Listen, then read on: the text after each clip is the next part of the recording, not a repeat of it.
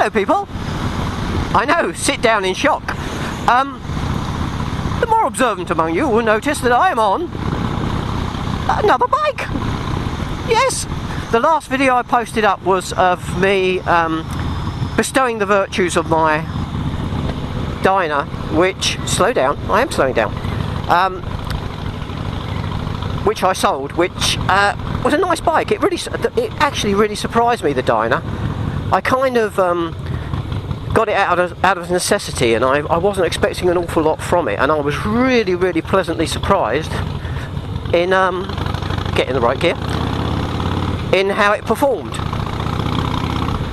Now my plan was to do some touring, maybe go longer distances, stay over, then go abroad, try some touring abroad. And what I did was I swapped the Dyna for a Road King, and the Road King was a lovely looking bike, but do you know what? I didn't get on with it. I really didn't get on with it. I don't know what it is. I couldn't get to grips with it. I couldn't sort of enjoy it. I don't know what it was. It ate up the miles like no one's business, but for me it just didn't do it, and I can't put my finger on exactly what it was. I suppose it's this. The fact that I like bikes with a bit of raw edge, and it didn't have that raw edge. It kind of did its job, and it was a bit boring, I suppose, for me. I'm sure there are Road King owners out there going, don't talk rubbish, mine is fantastic. And yeah, because it's what you want. And for me, didn't do it. So I looked around, and I sort of looked back at the bikes that I've owned, the Harleys, and the one that I regretted having to sell was my Harley Fatboy Special, or Low, whatever you want to call it. And those of you that either watched or came on the Basingstoke ride out will remember that's the one that I rode on that, and I did my 300 subs video with a song over the top, and that's that bike, and it's one of these.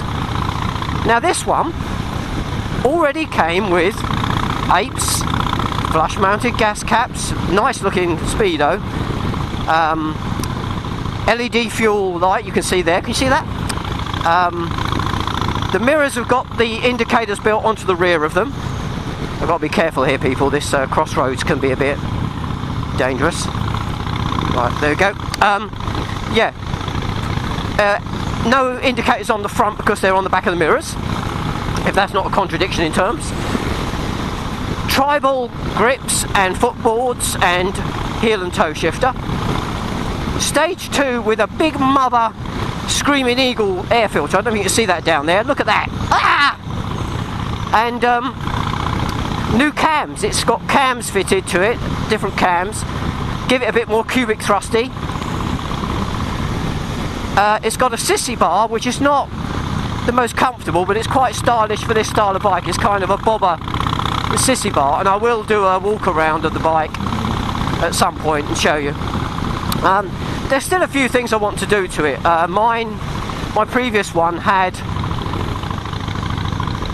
blacked out front end. This has still got the steel lower fork sliders on it, and I want to take those off and put black ones on so it's completely black. The rear light is red, and I like to put a smoked one on there because I think having smoked indicators, which it's got, and having a red light on the back doesn't look quite right for me.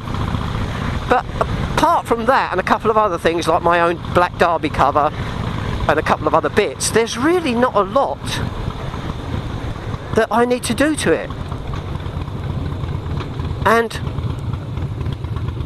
it sounds, you probably can't pick it up, it sounds lovely, and it has got a little bit under the old throttley handy. So yeah, my new ride people. So hopefully, if God lets the weather get a bit warmer, because my fingers are cold now. I know, heated grips, I can just see the messages coming. Get some heated grips, Harley man. I will be getting out a bit more, doing a few more vloggies. But so good does this bike make me feel that I had to do a vlog, and I haven't felt like that for quite a while. Now I do. Bad news for you people. So if you're a biker you ride safe. If you're not a biker, you be safe. And I'm off home for a hot chocolate. Or a coffee and a chocolate biscuit. Take care, guys. Bye.